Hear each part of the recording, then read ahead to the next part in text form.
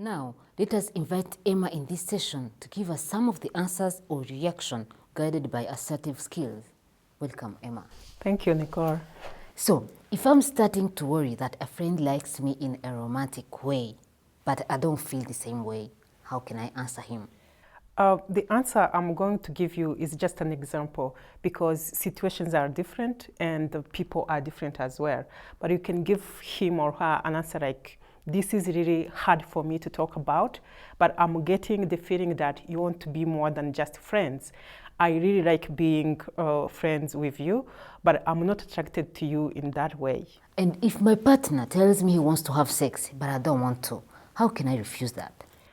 It's always an example of what you can say, but you can be straight and you can just say like, I'm just not ready for sex. Or you can say, I don't feel like having sex tonight. And if I need to tell my partner that I have chlamydia, how can I say that? You can just start like, I have something important to tell you, but I'm really worried that you will get upset. I just got some test results back from the doctor and it turns out like I have chlamydia. Thank you very much. While you are still here, let us answer some of the questions that most of the people ask themselves regarding developing values and behavior based on informed awareness and knowledge. Please, Emma, give us detailed answers to the following two main questions. What pressures are there for teens to become sexually active? And if a teen is feeling this kind of pressure, what can he or she do to reduce or eliminate the pressure? There are so many things that can lead to peer pressure and push a young person to become sexually active. Let's look at 10 among others. The first one is peer pressure. Teenagers tend to follow the fashion, the lifestyle, and trend, and in a blind way. But it is important to emphasize that they need to do what is good and what is risk-free for themselves. Like in any situation, doing something because of peer pressure instead of making your own decisions, this is not recommended at all.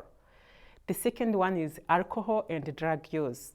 When you use alcohol or drugs, this reduces your ability to make informed decisions. And this situation can lead you to doing actions that do not reflect your values and convictions. When you are in a crowd, maybe in a party, it is important to watch your drink and ensure that it isn't changed or altered by anyone else. The third one is a relationship, which may lead to partner pressure or partner agreement. Decisions about sexual relationships should be made equally by partners. These decisions should reflect the values and wishes of both partners. None is supposed to take decisions for the other. It is important to respect your partner's decision of not becoming sexually active, and it is important for you to understand that you deserve to be treated with respect if you decide to not becoming sexually active.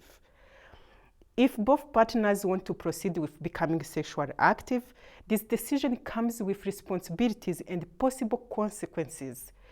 Think about all the consequences together and how you can avoid them. Then ensure that the sexual activity you have agreed upon doing is as safe as possible. The fourth one is media, like TV, movies, music, internet, and social media, and so on.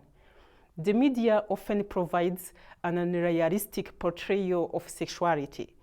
Sexual activity is often portrayed as having no negative consequences, and also media tends to portray sexual activity as being more prevalent than it actually is.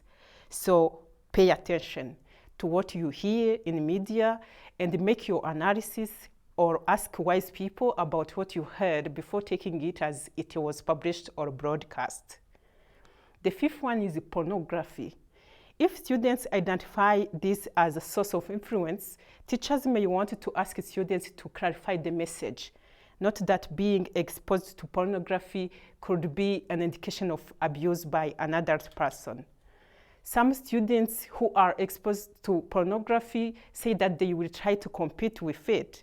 Ensure that students understand that pornography may portray an unrealistic or unhealthy version of sexuality. The sixth one is clothing or appearance. While craving can send messages, it is important to emphasize that interpreting these messages as consent to sexual activity is really wrong. Consent is not given by craving or appearance. Consent can only be given verbally in a spirit or cooperation way. The absence of yes means no. Craving can represent culture and belief. It is important to respect others' values and beliefs around craving. The seventh one is hormones or attraction. Natural and normal responses to hormones and attraction do not necessarily equal natural and normal actions. For example, it is normal to be attracted to someone, but not normal to harass that person. Having sexual feelings can be normal. However, a person is not required to act on these feelings if one is not ready, if he or she is not appropriate or not consented to that. The eighth one is curiosity. Becoming sexually active needs to happen when someone is ready, not when someone is curious. If you have questions about sexuality, you can ask your parents or a supportive adult you feel comfortable with in your life for an honest and open answer. The ninth one is prior sexual activity. Note that abstinence is a choice. Having been sexually active once or even many times does not mean that a person cannot choose abstinence. The 10th one is seeking acceptance, love, or comfort. Often, troubling situations and low self-esteem can lead the person to seek acceptance, love, and comfort in ways they would otherwise not be comfortable with.